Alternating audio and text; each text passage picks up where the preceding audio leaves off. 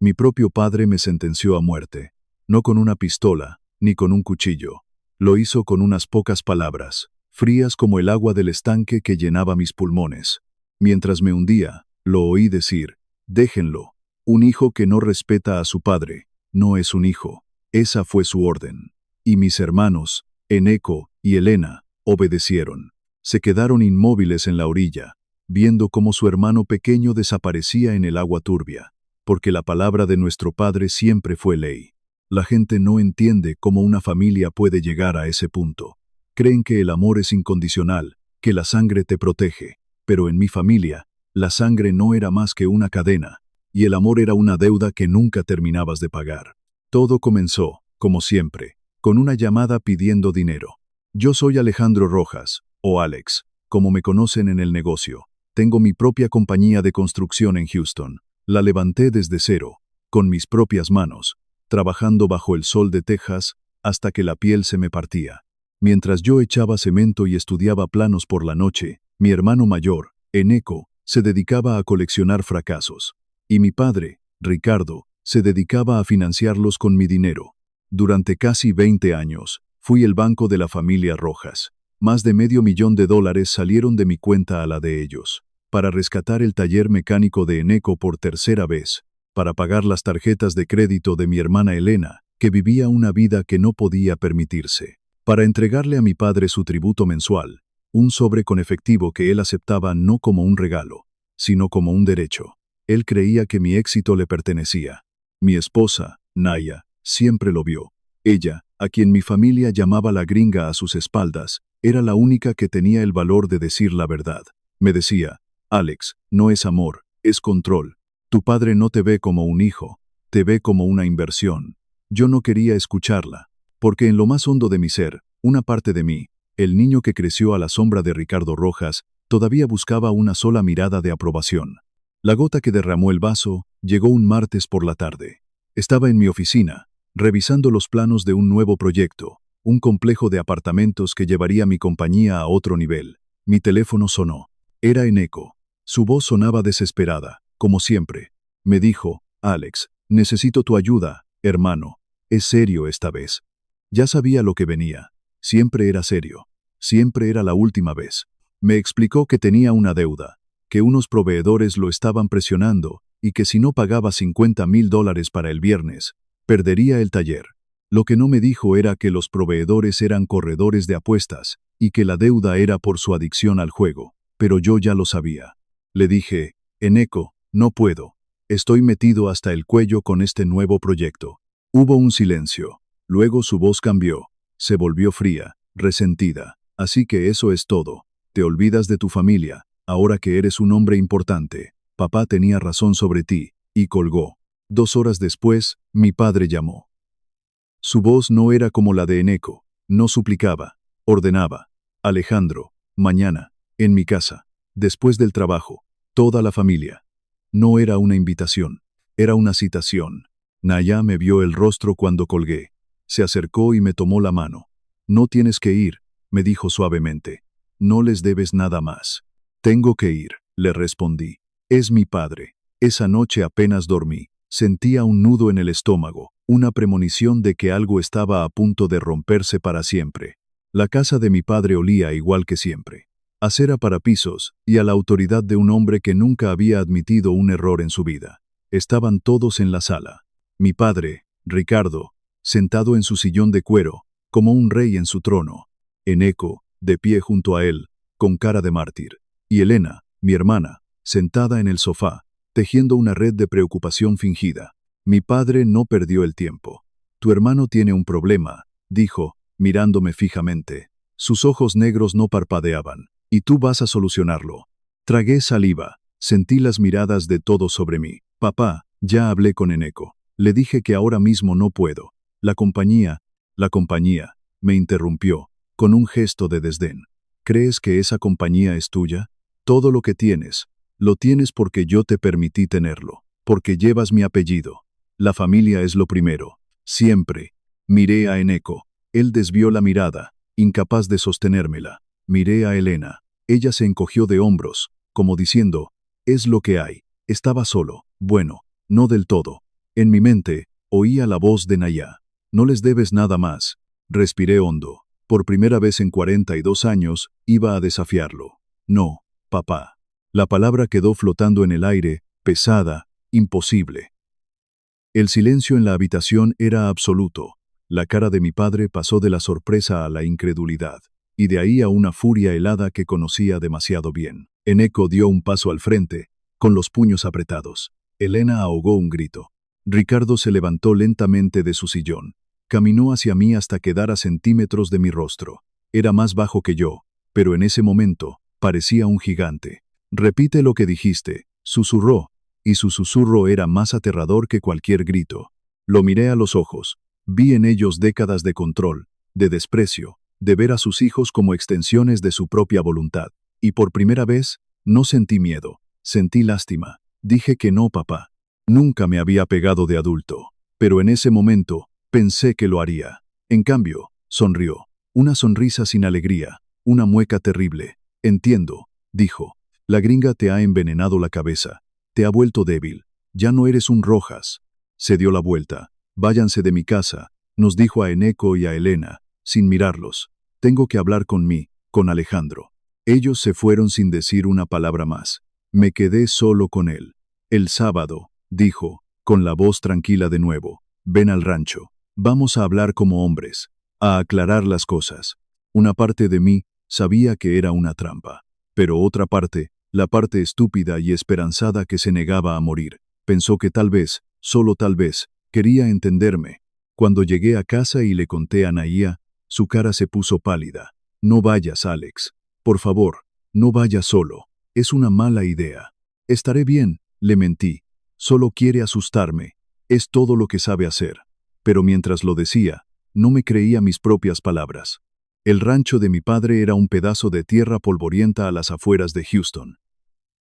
Un lugar donde su palabra era la única ley. Cuando llegué el sábado, su camioneta ya estaba allí, y también la de Eneko, y la de Elena. Mi estómago se encogió. No era una charla entre padre e hijo, era una emboscada. Estaban esperándome en el porche. Mi padre en su mecedora, con un vaso de té helado en la mano. Eneko y Elena de pie, a cada lado de él, como dos soldados. La atmósfera era pesada, cargada de una hostilidad que se podía cortar con un cuchillo. Llegas tarde, fue lo primero que dijo mi padre. El tráfico, respondí, aunque ambos sabíamos que era mentira. Me quedé de pie en el primer escalón, sin atreverme a subir. Papá, ¿qué es esto? Creí que querías hablar. Estamos hablando, dijo. ¿Has reconsiderado tu posición? ¿Has recordado cuál es tu deber como hijo? Miré a mis hermanos. Sus caras eran máscaras de resentimiento. Mi deber es con mi esposa y con mi empresa, dije, mi voz más firme de lo que me sentía. Les he dado todo durante años. Se acabó. Ricardo se rió, un sonido seco y desagradable. Tu esposa, escupió la palabra como si fuera veneno. Esa mujer que te susurra al oído, que te pone en contra de tu propia sangre, te ha hecho olvidar quién eres. No, respondí. Ella me ha hecho recordar quién soy. Soy un hombre, papá, no tu cuenta bancaria. La discusión se trasladó del porche al patio polvoriento. Caminamos sin rumbo, nuestras voces subiendo de tono con cada palabra. Nos acercamos al estanque de ganado, una gran charca de agua estancada, verde y turbia, que mi padre usaba para sus pocas vacas. Mi padre se detuvo al borde del estanque. Se giró hacia Eneko. Su voz era un látigo. ¿Vas a dejar que le hable así a tu padre?, le preguntó. Tu hermano pequeño cree que es el hombre de la casa ahora. Me falta al respeto. ¿Qué clase de hijo eres tú que permites eso? Vi el conflicto en el rostro de Eneko. Por un segundo, vi a mi hermano. Pero el miedo a mi padre era más fuerte que cualquier lazo de sangre. Su expresión se endureció. La furia y los celos de toda una vida se apoderaron de él. Alex, deberías disculparte con papá, dijo, acercándose a mí. No tengo nada de qué disculparme, le contesté. Y entonces, todo pasó muy rápido. Eneko me empujó. No fue un empujón fuerte, pero me tomó por sorpresa. Perdí el equilibrio. Mis pies resbalaron en el lodo de la orilla. Caí hacia atrás. Lo último que sentí fue un golpe seco y brutal en la nuca. Mi cabeza había chocado contra el borde de un bebedero de concreto que estaba junto al estanque. Luego, la oscuridad y el frío. El impacto me dejó inconsciente. Mi cuerpo se deslizó en el agua sin oponer resistencia. Me hundí rápidamente en el fango del fondo. El agua sucia y helada entró en mi boca, en mi nariz, en mis pulmones. No sé cuánto tiempo estuve bajo el agua. Pero en algún momento, un instinto primario de supervivencia me hizo despertar. No podía ver nada. Solo sentía una presión aplastante en el pecho y un dolor ardiente por la falta de aire. Estaba desorientado. El golpe en la cabeza me había dejado aturdido. Luché, manoteé en el agua, pateé con todas mis fuerzas. Mi cuerpo gritaba por oxígeno. Finalmente, rompí la superficie. Tosí, escupiendo agua y lodo. La luz del sol me cegó. Giré la cabeza hacia la orilla, buscando ayuda. Y los vi. Estaban allí. Mi padre, mi hermano y mi hermana. A solo unos metros de distancia, mirándome. Eneko tenía una expresión de horror en su rostro. Elena se tapaba la boca con las manos. Pero mi padre estaba tranquilo. Su rostro era una máscara de fría indiferencia. «Ayúdenme», grité, con la voz rota. «Por favor». Eneko dio un paso hacia el agua, como si fuera a ayudarme. Pero mi padre levantó una mano, sin mirarlo. «Quieto», dijo. Y Eneko se detuvo, como un perro obediente. Miré a mi padre, sin poder creerlo. El agua me arrastraba hacia abajo de nuevo. «Papá», supliqué. Él me miró directamente a los ojos, y fue entonces cuando pronunció la sentencia. «Déjenlo», dijo, su voz calmada, definitiva. «Un hijo que no respeta a su padre, no es un hijo». Se dio la vuelta y comenzó a caminar de regreso a la casa, como si estuviera aburrido, como si acabara de tirar un desperdicio al estanque. Elena sollozó, pero no se movió. Eneko se quedó paralizado, viendo cómo me hundía de nuevo, con la orden de su padre resonando en el aire. Ese fue el momento en que todo cambió. Mientras el agua me envolvía por segunda vez, mientras mis pulmones se rendían y la oscuridad comenzaba a reclamarme, ya no sentía pánico. Sentía una claridad terrible, absoluta.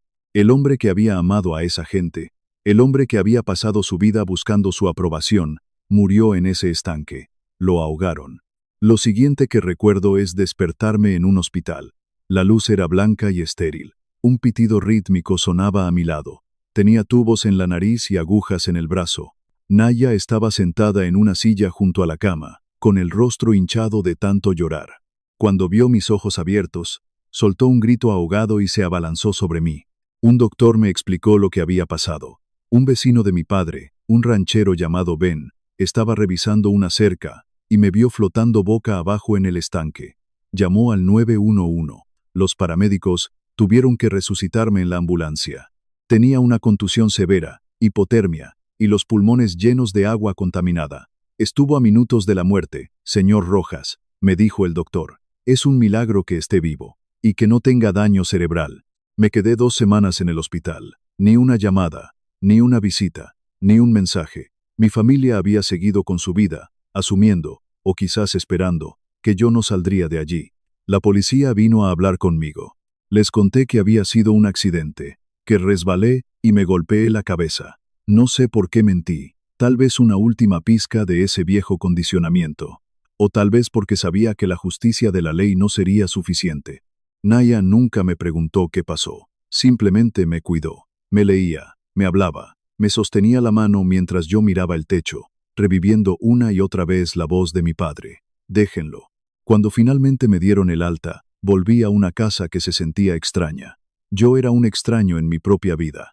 El hombre que había salido de ese hospital no era el mismo que había ido al rancho. Ese hombre estaba vacío de todo, excepto de un propósito frío y duro como el acero.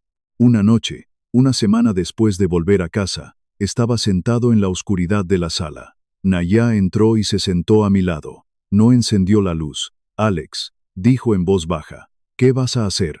Me giré y la miré. Vi en sus ojos todo el dolor y el miedo que había sentido por mí, y vi la fuerza que me había estado prestando. «Tenías razón», le dije. Mi voz sonaba hueca, desconocida. «Tenías razón en todo». Me levanté y fui a mi estudio. Abrí un cajón de mi escritorio y saqué una tarjeta de presentación que un cliente me había dado años atrás. La había guardado sin saber por qué. Ahora lo sabía. Marqué el número. Un hombre contestó al segundo tono. Su voz profesional y sin emociones. «¿Andrés Castillo?», pregunté. «Sí, él habla». Mi nombre es Alejandro Rojas. Me dieron su número hace un tiempo. Necesito contratarlo para un trabajo. Hubo una pausa. ¿Qué tipo de trabajo, señor Rojas? Miré por la ventana, hacia la ciudad que había ayudado a construir, ladrillo a ladrillo. Quiero que investigue a mi familia, dije, mi voz plana y dura como el concreto. Es hora de hacer una auditoría. Hubo una pausa al otro lado de la línea. El silencio de un hombre que ha escuchado todo tipo de historias, y ya no se sorprende por nada. Entiendo, dijo finalmente Castillo. Reúnase conmigo mañana a las 10 en mi oficina. Le enviaré la dirección. Y señor Rojas, traiga todo lo que tenga. Colgué el teléfono. Nahía seguía de pie en el umbral del estudio, observándome.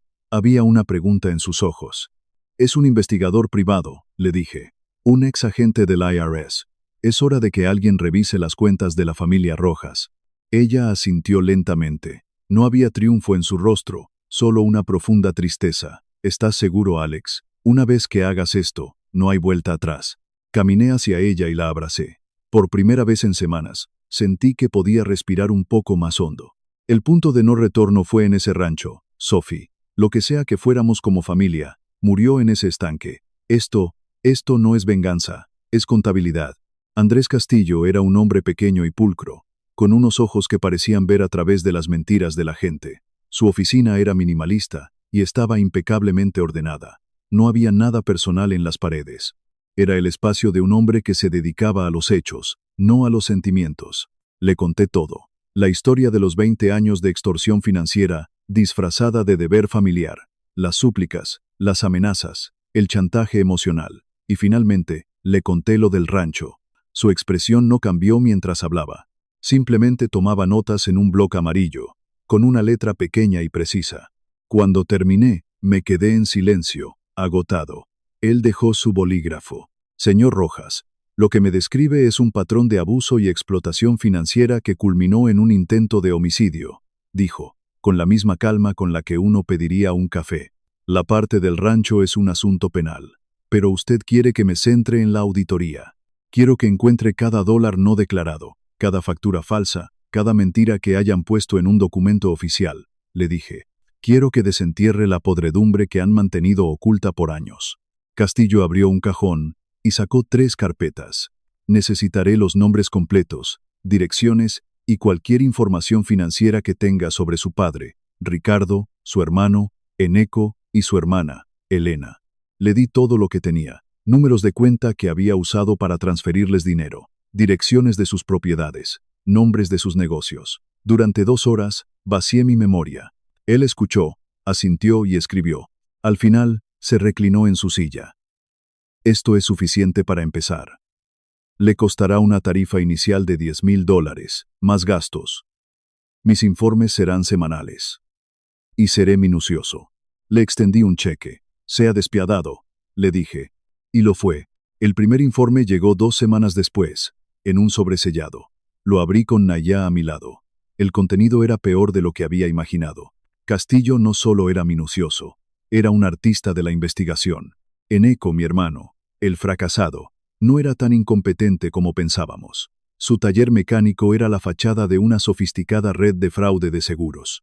Compraba autos declarados como pérdida total en subastas. Les cambiaba los números de serie con los de vehículos robados y luego los aseguraba a todo riesgo. Semanas después, denunciaba el robo del auto limpio y cobraba el seguro. Llevaba haciéndolo 7 años. Cientos de miles de dólares en ganancias ilícitas. Elena, mi hermana, la que siempre lloraba por dinero para sus hijos, tenía su propio secreto. Había estado malversando fondos de la pequeña empresa de contabilidad, donde trabajaba como gerente de oficina. Pequeñas cantidades al principio, falsificando facturas de proveedores, pero en los últimos 2 años se había vuelto más audaz. El total ascendía a más de $80,000. Dinero que usaba para pagar vacaciones de lujo y ropa de diseñador, mientras me llamaba para que le pagara la matrícula del colegio de sus hijos. Y luego estaba mi padre, Ricardo Rojas, el patriarca, el hombre de honor. Castillo descubrió que mi padre no había declarado impuestos sobre sus ingresos de trabajos secundarios en casi 20 años. Pequeños trabajos de construcción y reparaciones que hacía por dinero en efectivo. Además, había ocultado activos, Tenía 2 propiedades a nombre de una sociedad fantasma, compradas con dinero en efectivo, cuya procedencia era un misterio. El rancho mismo, descubrió Castillo, había sido adquirido con fondos que no cuadraban con sus ingresos declarados. Leí los informes, una y otra vez. La rabia que esperaba sentir no llegó. En su lugar, sentí una calma gélida. Había pensado que eran sanguijuelas, pero eran criminales, todos ellos, y el hombre que me había sentenciado a muerte por faltarle al respeto, era el más hipócrita de todos. ¿Qué vas a hacer?, preguntó Nahía en voz baja. Miré los archivos. Cada uno era una bomba de tiempo. Voy a dejar que la verdad los ahogue, respondí. Uno por uno. Empecé con Eneko. El orgullo era su mayor debilidad. Le encantaba pavonearse por el barrio, ser el dueño del taller, el hombre al que todos saludaban. La humillación pública sería su peor castigo. Castillo preparó un paquete anónimo. Contenía copias de pólizas de seguro fraudulentas, números de serie de vehículos, estados de cuenta bancarios que mostraban depósitos sospechosos. Todo lo que la Oficina de Fraudes de Seguros del Estado de Texas necesitaría para abrir un caso sólido. El paquete fue enviado un lunes. El miércoles siguiente, estaba sentado en mi camioneta, estacionado al otro lado de la calle del taller de Eneko. Esperé durante 3 horas. Justo después de la hora del almuerzo, llegaron 2 coches sin distintivos y una patrulla de la policía de Houston. Los agentes entraron en el taller. Vi a los mecánicos levantar las manos de los motores. A través de la gran ventana de la oficina, vi a Eneko levantarse de su escritorio, con el rostro pálido de confusión. Habló, gesticuló. Uno de los agentes le mostró unos papeles, y entonces lo sacaron. Esposado. Lo sacaron a plena luz del día, frente a sus empleados, frente a los clientes que esperaban, frente a los vecinos que se asomaban desde sus porches. Su rostro era una mezcla de incredulidad y pánico. Me buscó con la mirada entre la multitud, como si supiera que yo estaba allí. Pero yo estaba demasiado lejos para que me viera. Lo metieron en la parte trasera de la patrulla. Mientras el coche se alejaba, vi a sus empleados murmurando, a los vecinos sacando sus teléfonos para grabar. El orgullo de Eneko Rojas, el hijo de oro fracasado, se había hecho añicos en el asfalto grasiento de su propio taller. No sentí alegría. Sentí el frío y satisfactorio chasquido de la primera pieza de dominó al caer. La noticia del arresto de Eneko recorrió la familia como un incendio. Elena me llamó esa noche, histérica. Alex, ¿viste lo que pasó? Se llevaron a Eneko. Dicen que es un fraude. ¿Puedes creerlo? Sí, puedo creerlo, dije con calma. Hubo un silencio. ¿No vas a hacer nada? Es tu hermano. Necesitará un abogado. La fianza. Mi hermano intentó matarme, Elena. Se quedó mirando mientras me ahogaba. No recibirá ni un centavo de mí. Que se pudra en la cárcel. Colgué antes de que pudiera responder. La siguiente pieza estaba lista para caer. El paquete para el jefe de Elena fue diferente, más discreto. Un sobre de FedEx entregado directamente en su escritorio. Dentro, copias de las facturas falsificadas, extractos bancarios que mostraban las transferencias a la cuenta personal de Elena. Una carta anónima, redactada por Castillo, explicando el esquema de malversación con un detalle forense. Esperé 2 días. El viernes por la tarde, Elena me llamó de nuevo. Esta vez, no estaba histérica. Su voz era un susurro venenoso. Fuiste tú, dijo, sin preámbulos. Tú hiciste esto. A Eneko. Y a mí. Me despidieron hoy. Me escoltaron fuera del edificio como a una ladrona. Mi jefe dijo que van a presentar cargos. No sé de qué hablas, Elena. Le mentí tranquilamente. No me mientas, gritó. Estás destruyendo a esta familia. ¿Esta familia? Me reí. Un sonido amargo que me sorprendió a mí mismo. Tú, Eneko y papá, destruyeron esta familia al borde de ese estanque. ¿O ya lo olvidaste? Te quedaste ahí parada. Viste a tu hermano ahogarse y no hiciste nada. ¿Sabes lo que es eso, Elena? Se llama conspiración para cometer asesinato. La malversación de fondos será el menor de tus problemas. Se quedó sin palabras. Solo podía oír su respiración agitada. Papá se va a enterar, amenazó finalmente. Espero que sí, le dije, porque él es el siguiente. Colgué. Las 2 primeras piezas habían caído. Ahora quedaba el rey. El archivo sobre mi padre era el más grueso, el más devastador. 2 décadas de evasión de impuestos, activos ocultos, fraude. Castillo no se lo envió a la oficina local del IRS. Se lo envió directamente a la División de Investigación Criminal en Washington, D.C. Incluyó una nota sugiriendo que los fondos no declarados podrían estar relacionados con actividades ilícitas, una insinuación que sabía que atraería su atención. La maquinaria del gobierno federal se mueve más despacio, pero cuando lo hace, es imparable. Pasaron 3 meses de silencio. Eneko estaba en la cárcel, esperando el juicio, incapaz de pagar la fianza. Elena estaba arruinada, viviendo de favores y esperando la citación judicial. Y mi padre se había atrincherado en su casa, negándose a hablar con nadie. Pero finalmente, la auditoría comenzó. Un día, recibí una llamada de un número desconocido. Era mi padre. Su voz, por primera vez en mi vida, sonaba débil, rota. Vinieron, dijo. Hombres del gobierno, están registrando la casa, el rancho, tienen papeles. Dicen que les debo dinero, años de dinero. Escuché en silencio. Esto es por tu culpa, Alejandro. Su voz comenzó a recuperar algo de su vieja dureza. Tú los enviaste, por un poco de dinero, le haces esto a tu propio padre. No fue por el dinero, papá, dije con calma. Fue por el agua. Fue por tu sentencia. Déjenlo. ¿Recuerdas? Hubo una larga pausa. Podía oír papeles siendo revueltos de fondo. Yo te di la vida, dijo finalmente, como si eso lo justificara todo. Y trataste de quitármela, le respondí.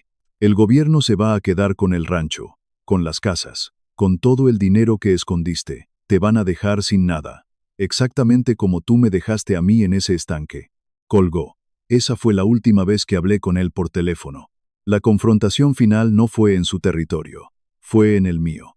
Una semana después, se presentó en la oficina de mi compañía. Irrumpió más allá de mi recepcionista, su rostro rojo de furia. Parecía más viejo, más encorvado. El peso del imperio que se derrumbaba lo estaba aplastando. Me levanté de mi escritorio mientras entraba en mi oficina. Naya me había insistido en que instalara un botón de pánico, pero no lo necesitaba. Ya no le tenía miedo. ¿Qué has hecho?, gritó. Has destruido nuestro nombre, todo por lo que he trabajado. Me quedé mirándolo, sin decir nada. Dejé que su rabia se estrellara contra mi silencio. Soy tu padre, rugió, golpeando mi escritorio con el puño. Me debes respeto. Caminé lentamente alrededor del escritorio, hasta que estuve frente a él. Lo miré a los ojos. El respeto se gana, Ricardo, dije, usando su nombre por primera vez. Y tú perdiste el derecho a él ese día en el rancho. Se quedó helado. Durante 42 años, viví para obtener tu aprobación. Continué, mi voz baja y controlada. Construí todo esto esperando que un día me miraras y dijeras, estoy orgulloso de ti, hijo. Pero eso nunca iba a pasar, ¿verdad? Porque mi éxito no te enorgullecía, te amenazaba. Demostraba que no te necesitaba. Tu hermano te necesitaba. Tu hermana te necesitaba, replicó, su voz perdiendo fuerza. Ellos no me necesitaban. Querían lo que tenía. Y tú no podías soportar que el hijo que siempre despreciaste se hubiera convertido en más hombre de lo que Eneko jamás será. Más hombre de lo que tú has sido en mucho tiempo. Su rostro se contrajo de ira. Insolente. No, dije, dando un paso más cerca. Honesto, por primera vez. Me empujaron a ese estanque. Me golpeé la cabeza. Me estaba ahogando. Y tú, mi padre, te quedaste ahí y me viste morir. Juzgaste mi vida y la consideraste sin valor. Las lágrimas brotaron en sus ojos. Lágrimas de rabia, de autocompasión, no de remordimiento. Yo no sabía qué hacer. Sabías exactamente qué hacer, lo interrumpí. Diste una orden. Déjenlo. Y como siempre, tus hijos obedecieron ciegamente. Así que no, esto no es una venganza, papá. Esto es una consecuencia. La factura finalmente ha llegado. Se quedó sin palabras. Derrotado. El gran Ricardo Rojas, reducido a un anciano tembloroso en la oficina de su hijo desheredado. Llamé a seguridad por el intercomunicador. Por favor, escolten al señor Rojas fuera del edificio. Me miró una última vez, con una mezcla de odio y súplica. Me di la vuelta y miré por la ventana de mi oficina, la vista de la ciudad que yo había construido. No lo vi salir. No necesitaba hacerlo. Un año después, estaba con Naya en la cima de una colina, mirando un terreno recién despejado. Era el sitio de nuestro nuevo hogar, Una casa que habíamos diseñado juntos. Lejos de la ciudad, lejos de los fantasmas. Las noticias habían detallado los resultados. Eneko fue sentenciado a 7 años en una prisión federal por fraude. Elena evitó la cárcel, pero recibió 5 años de libertad condicional y una orden de restitución que la dejaría en la pobreza por el resto de su vida. Mi padre, Ricardo, lo perdió todo. El rancho fue confiscado por el gobierno para pagar sus deudas tributarias. Se declaró en bancarrota y ahora vivía en un pequeño apartamento alquilado. El hombre que había gobernado como un rey había perdido su reino. Nunca volví a hablar con ellos, pero hice una última cosa. A través de un abogado, establecí un fideicomiso ciego, anónimo. Financiaría la educación universitaria de mis sobrinos, los hijos de Elena. Ellos eran inocentes en todo esto. No iba a castigarlos por los pecados de sus padres. Naya me tomó la mano. ¿Estás en paz, Alex? Miré el horizonte, el sol de Texas calentando mi rostro. El agua del estanque ya no quemaba en mis pulmones. La voz de mi padre ya no era una sentencia en mi cabeza. Era solo un eco distante. Había sobrevivido al naufragio de mi familia. Y en la orilla, había construido una nueva fundación. Una que no se basaba en el miedo, ni en la obligación, ni en la sangre. Se basaba en el amor y el respeto. Sí, le respondí, apretando su mano. Finalmente, estoy libre.